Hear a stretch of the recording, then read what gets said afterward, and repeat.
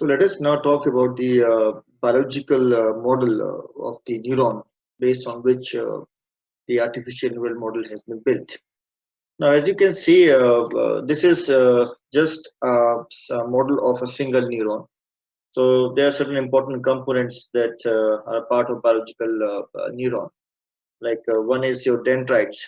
So dendrites would be the connections through which one neuron would be receiving the inputs from other neurons. Right.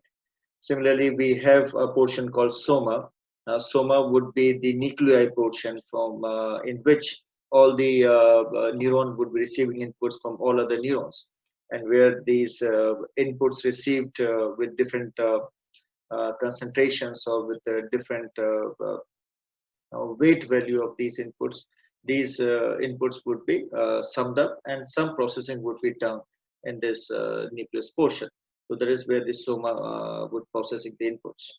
Then these inputs, after being processed, can go and can be sent to some other neurons or other connected neurons through connections called exons. So exons can be called as carriers. So they turn the process the inputs into the outputs, right? Similarly, we have synapses. So these synapses basically represent the electrochemical contact between the neurons. So these are the synaptic junctions where we make a decision that what has to be done once we have input greater than certain expect, or once the total input is greater than a threshold, then what has to be done. So this is the place where the some kind of electrochemical uh, contact is between the various neurons is done. Right? So these important components basically are used or becomes the motivation for developing the artificial neuron. For example, neuron, when we would be talking about the artificial neuron, so this biological neuron would signify a processing element there. Similarly, these dendrites in biological neuron would be acting like as a cognition function,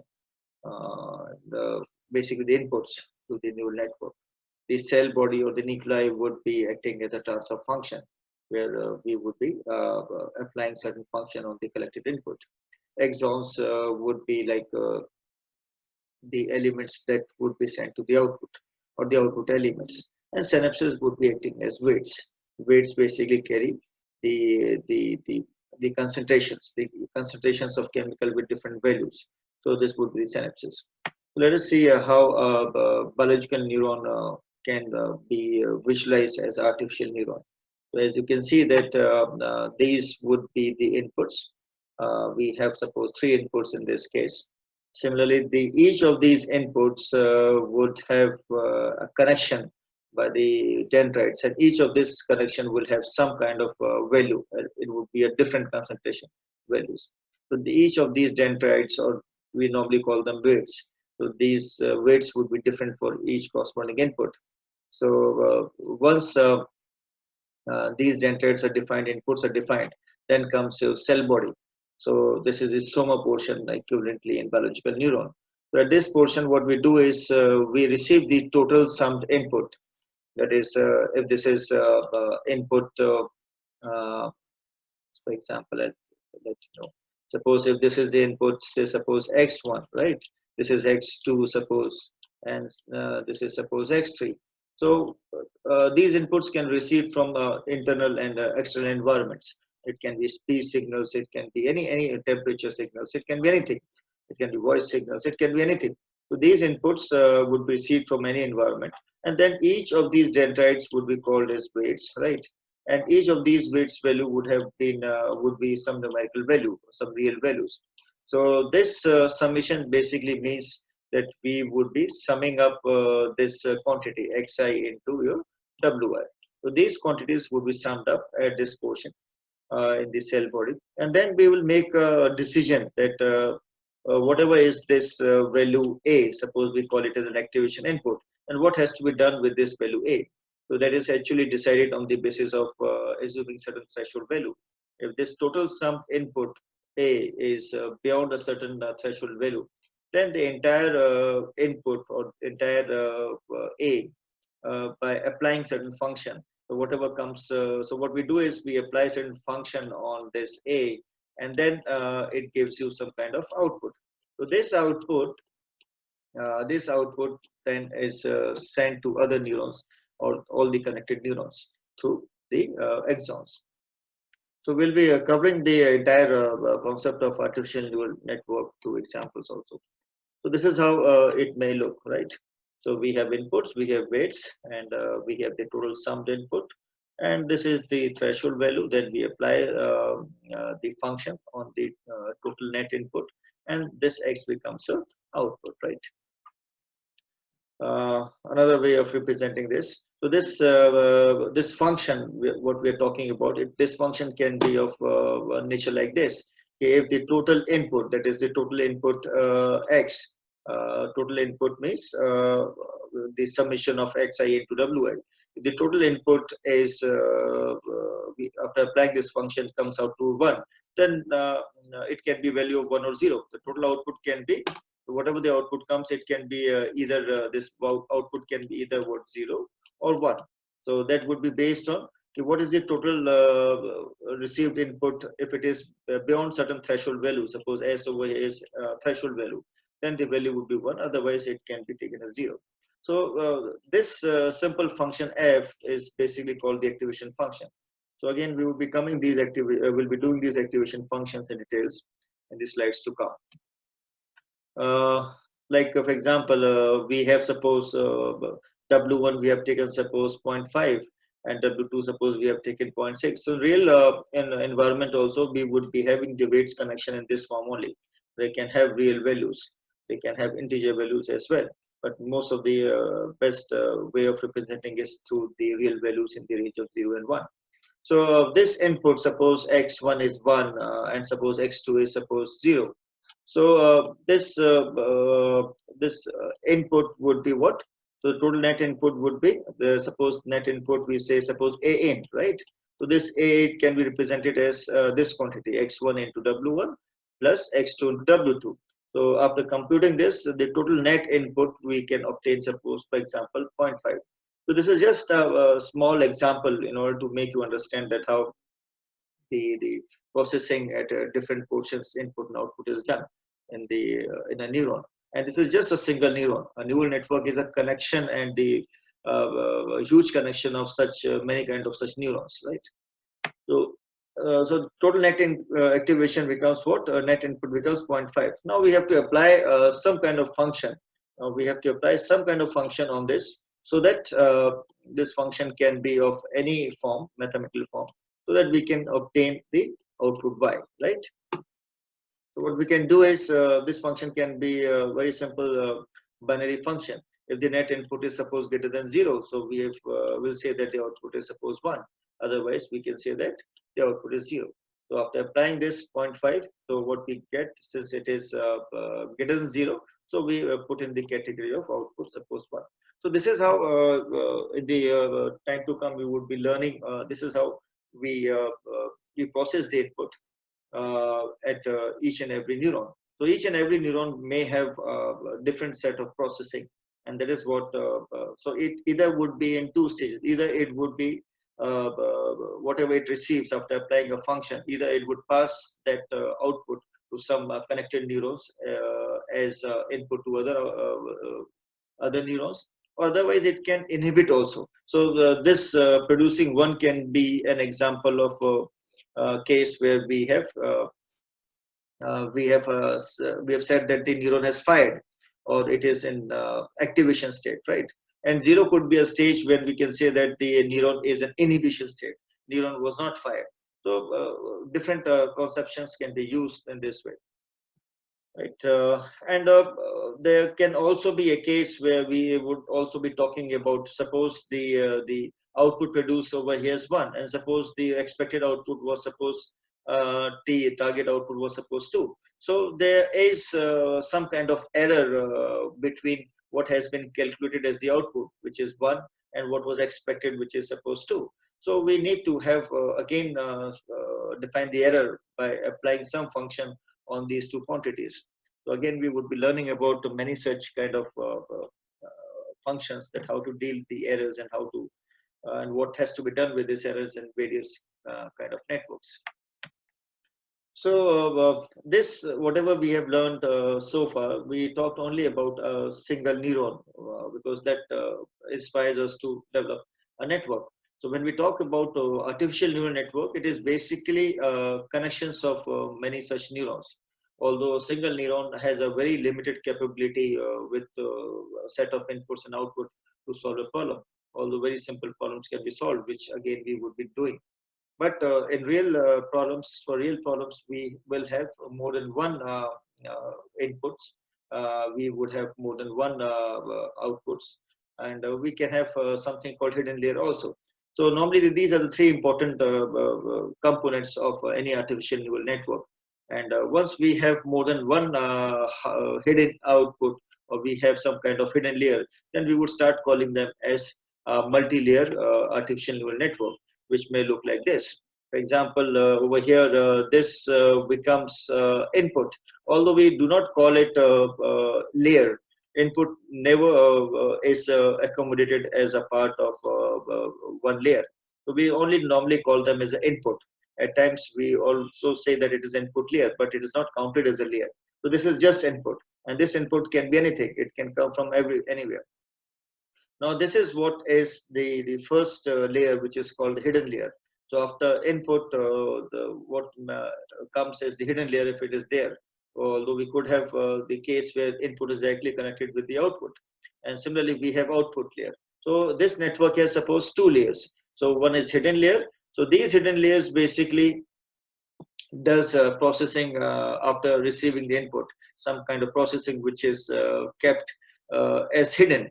So that's why the name hidden is used. So it basically becomes a black box. So there can be a number of hidden layers in complex networks. So this is the output layer where we have only two output layers. So this is how a multi-layer perceptron or multi-layer network may look. So what is perceptron? We will again be talking about these kind of different kind of notations and terms, that what exactly perceptron is. So let us now move on to that how these artificial neural networks, what are the different architectures which are possible. Because I've told you that architecture does matter a lot, because how what would be the performance of a neural network, how effective it could be. So one of the performance criteria is your architecture. So how the various neurons and how these neurons have been arranged in layers. For example, this is one layer. This input has been arranged in a layer, a single layer. This hidden unit has been arranged in a single layer. So this is a layer, right? Again, this is an output which is again it has been arranged in a single layer. So this is basically a two-layered network. So we have hidden layer and we have an output layer, right? So a hidden layer we have suppose 4 neurons, and output we have suppose what, two neurons. So that is what we are talking about, that how the various inputs and how the outputs and how the hidden neurons are arranged. And arrangement between them is where these connections, which are called weights, these are connections. So how these connections would be made? In this example, suppose for every input we have made connections to each and every hidden unit.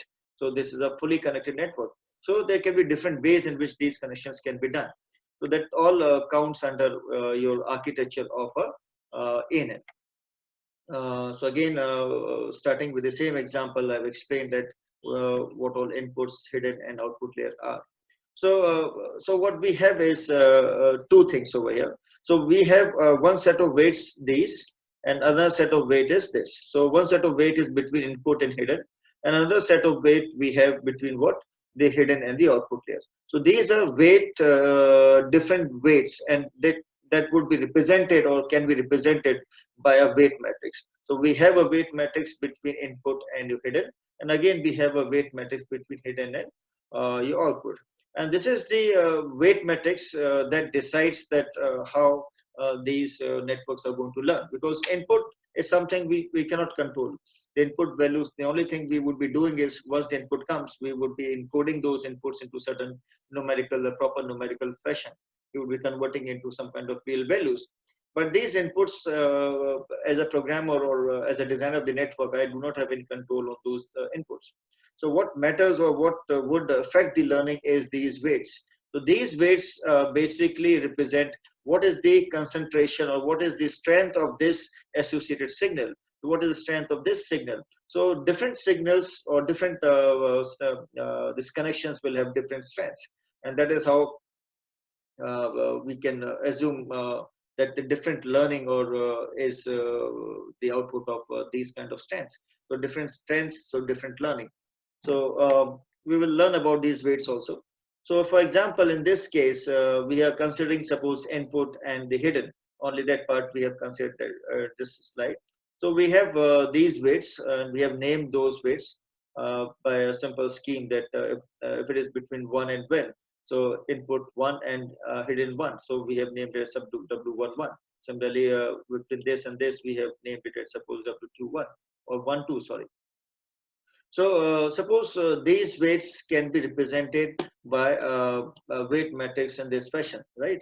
So we can represent these weight matrix between input and hidden by a weight matrix. This is how you would be seeing these weight matrices are represented. And these values of these weight matrix, normally or in most of the circumstances, you would find these values are assumed or taken in a random fashion.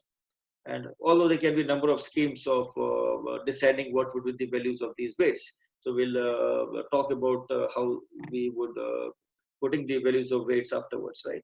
Similarly, we have another set of weights between your hidden and the output unit. And suppose that can be represented by such kind of matrix, right? The size of this matrix would entirely depend upon what is the architecture. For example, here what we have is we have 3 input layers and we have suppose what 3 neurons in the input, and we have what we have 4 inputs or the 4 neurons in the hidden layer. So it becomes what 3 into 4, 12. So how it has been represented, you can see. So it is basically what 4 into 3 kind of weight matrix. So this could have been represented vice versa also. We could have represented it 3 into 4 network also. So that depends on how the various kind of representation is required. So what we will be doing is, for example, we have taken a very simple examples and we have put a sample values for all these inputs and we have put a sample values for all these weights. So what we have to do is, suppose if I am to process this particular neuron, so what I have to do is, so for this given input 0.5, I would be multiplying it, suppose 0.81. Suppose if I am the first task is to find the input. What is the total received input? So for every hidden unit, we have to calculate the what is the total received input.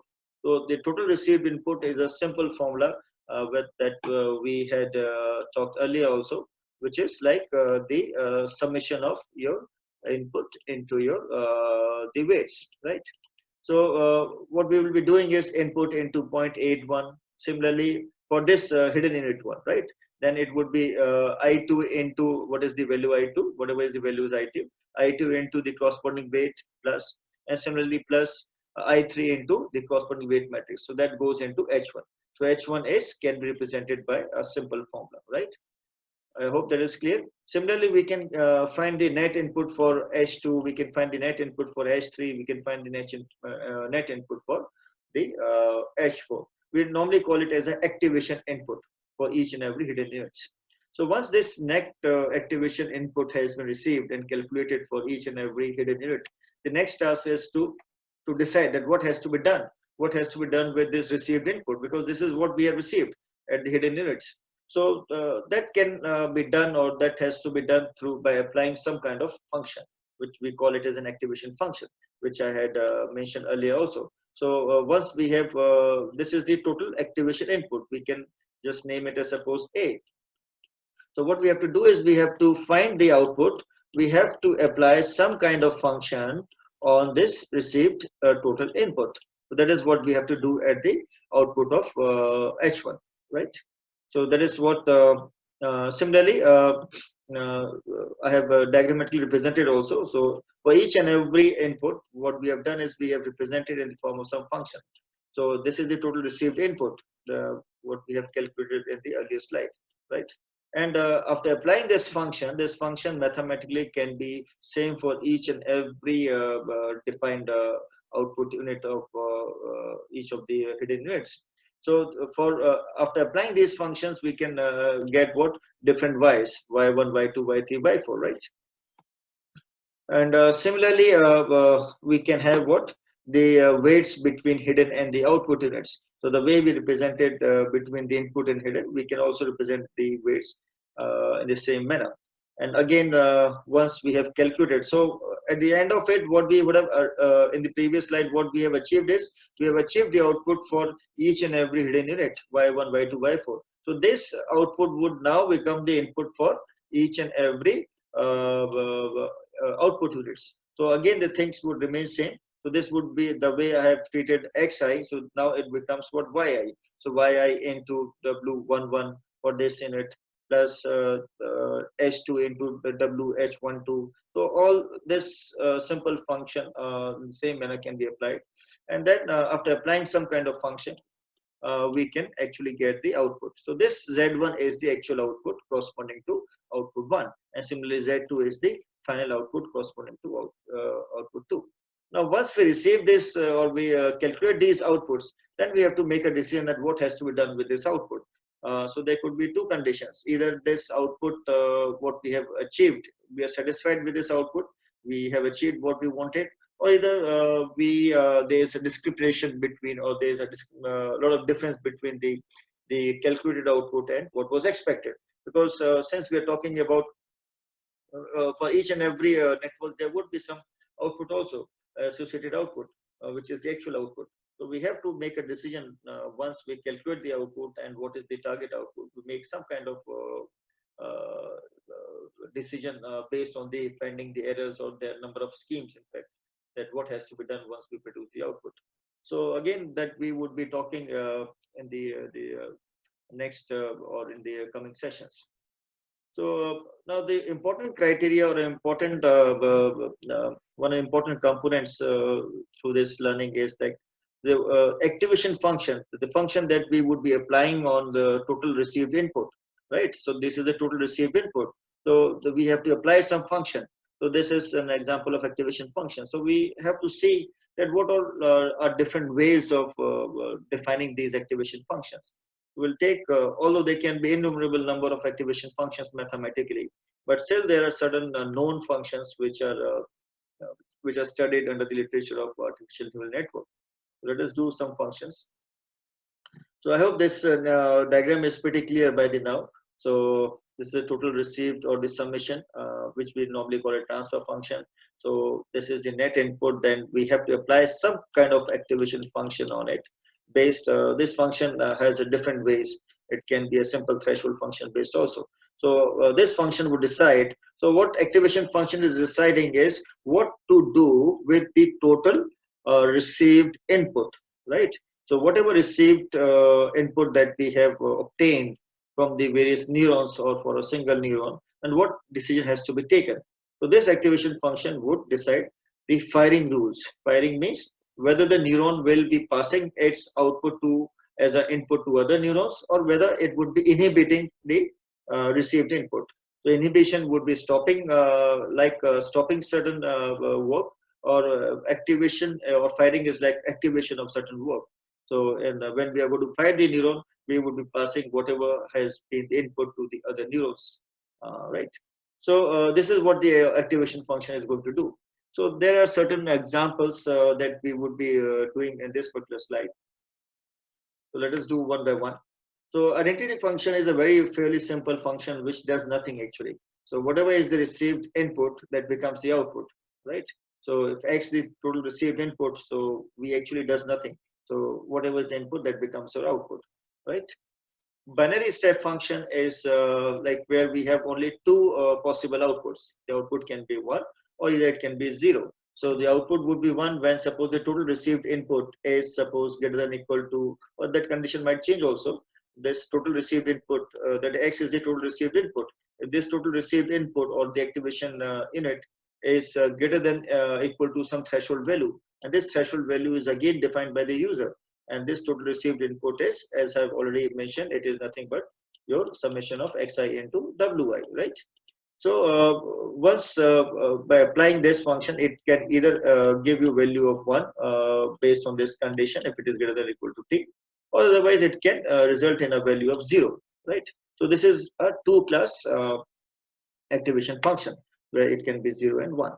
Similarly, it can be a different form of a binary function, could be bipolar. So rather than 0, we can have what? -1. So the rest of the condition would almost remain same. Similarly, these functions, whether we talk about binary or the bipolar functions, they have a very limited usage. So suppose if I have to classify my input only in terms of, suppose, two classes which can be separated linearly. We'll be talking about what we mean by separating the inputs linearly. But if we can case, we can separate our two kind of outputs by drawing a simple line into my 2D plane. Then we that binary or bipolar functions may work, but it may not work for non-linear functions, right? So there can be a linear function, there can be non-linear functions also. So most of the real world problems cannot be solved through linear classification problems.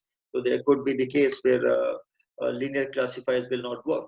So therefore, the sigmoid function is one of the very common functions which comes under the category of non-linear functions. And we would be studying this function in one of the very important networks called the back proportion networks, right? So again, the binary function, or sorry, sigmoid function might look of this particular nature, where the x is the total received input. So the beauty about this function is that, as mathematically you all must be knowing that, it would result in a value between the range of 0 and 1. So it would result in a value, this fx as an output will produce a value, that value would be in the range of 0 and 1. And that is able to scale my value also, right? So sigmoidal function might look in this shape, the S-shaped curve. And mind you, that sigmoid function is basically used for a continuous function. It is a continuous function that is defined in mathematics, right? So another form of binary sigmoid function can be the binary bipolar sigmoid function, where rather than having value of 0 and 1 in the range of 0 and 1, now the values can occur in the range of -1 and 1, right? So here the range starts from -1 to +1, right? And the function can be defined in this fashion, right? So again, this H1 is the total net input or the total activation input. We also call it a hyperbolic tangent function, right? So these activation functions, again, there's another example, RAM function, which is again a very simple function, simplified function, which would be either x, whatever is received input, it will produce the same output. If in case x is greater than or equal to 0, otherwise if the condition is less than 0, it can produce output 0. So RAM function is also a pretty useful function. In fact, there are a huge number of functions that are possible. In fact, there can be innumerable number of functions that can be assumed. But still, there are certain known functions into the literature. And with every network, we would be learning some of the other function. But in most of the networks, the sigmoid function or the ReLU function that we will be talking afterwards, these functions are pretty common in artificial neural networks. Now, next comes your artificial neural architecture. Like how these different layers can be connected with each other, right? It can be what single layer feed forward network. I'll be talking what exactly we mean by feed forward. Single layer means there are only one layer which act as your output layer. So there would be an input and there would be an associated output, right? Then we have multi-layer feed forward network where we have what? Multiple layers, more than one. We have at least one hidden layer, right? And then we have single node with its own feedback, that is basically under the category of single node and single layer recurrent networks, right? So these are recurrent networks basically. Then we have what multi-layer recurrent networks also. So like to start with single layer feed forward network. So feed forward means that all the inputs from left to right direction, you will find the directions from left to right, right? So whatever output has been generated from left to right fashion, that would go in the forward direction only. So here, this all these connections are feed forward directions, right? So once they go back, once they are passed on to the other layer or the next layer, so that becomes feed forward. But since there is only single output layer, I told you that input is not considered to be layers, right? So we can actually change the representation of such inputs, right? So this input is not considered to be layer. There would be only a single layer, right? So this becomes a single layer and feed forward because none of the connections is getting back from, there's no feedback connection. They are all what? Single directional connections from left to right. So that is what single layer feed forward network is. How they work, what is the usefulness of such kind of architecture, that is all a part of study that we would be coming up in the lectures to come. Similarly, this is an example of multi-layer feed-forward network. Like again, feed-forward in this sense because all the connections are going in the forward direction only. So this is the input layer, and this is your one hidden layer. This is your hidden layer one. This is another hidden layer, right? And this is your output layer. So we have what two hidden layers have been defined, right? And these connections are fully interconnected network, right? So this is an example of multi-feed forward neural network. In fact, for real problems, you will be often finding the networks to be at least multi-layered feed-forward networks. There can be, in fact, I'll tell you, there can be, in fact, a number of hidden layers. Like, for example, in deep learning network, we have thousands of such hidden layers, right? Then we can have single node with its own connection. So we have a single node, which we call it, suppose input and suppose output, whatever. So whatever is the output. So here, whatever is the output. So the output, after producing the output, the connections have been fed back to its input, right? So there is only a single layer, right? So this is a single layer. So from the output, it is also feeding it back to the input layer. So since this is only a single layer, it becomes a single node with its own feedback, right? This is also often a form of recurrent network. So again, there's another way of recurrent network. So we have more than one neurons in this layer now. Right? Earlier we had only one single neuron. So again, all the outputs are fed back as input to the apart from your inputs. So here, these are basically recurrent networks that we'll be talking about afterwards, basically temporal networks, right? Which not only the output is fed back to the input. So this basically at every timestamp, the input, the output is, for the input is dependent not only on the current input, but also on the previous inputs. So we'll be doing that afterwards. So again, like there are a number of such representations of the network types. You can see single layered feed forward network, just we did, multi-layered we did. There can be a network called competitive networks where there is always for a given input there is a race among which of the neurons, which of the participating neuron is going to win, and then based on which we make certain decisions that how the different weights would be adjusted. Like we can have fully interconnected network. We can have another class of networks which is very popular called Jordan networks, so recurrent networks. So again, there can be a huge number of such examples that in the time to come we would do. We have already done about the learning, where we talked about the supervised, unsupervised, and reinforcement learning. So as of now, we will continue with this lecture. We would be talking about a specific kind of learning rules, and then we would be coming on to what are the different learning networks, or what are the different ways in which the networks can be built up. So thank you for this session.